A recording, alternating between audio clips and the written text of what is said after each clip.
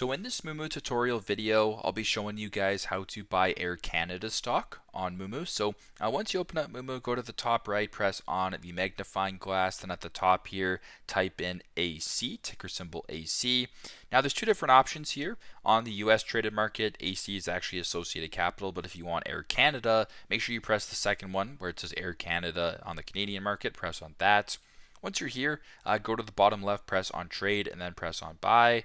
Once you're on the buy screen, you can change the session type. You can also change the order type as well of your purchase. And where it says quantity, that's how much shares you want to purchase. So if you wanted to buy 10 shares, the price of this would be below. And if all looks good, you want to proceed, press on buy, and go through it that way. So very simple, very straightforward. This is how to buy Air Canada stock on Moomoo. Thanks again for watching, and I hope this video helps.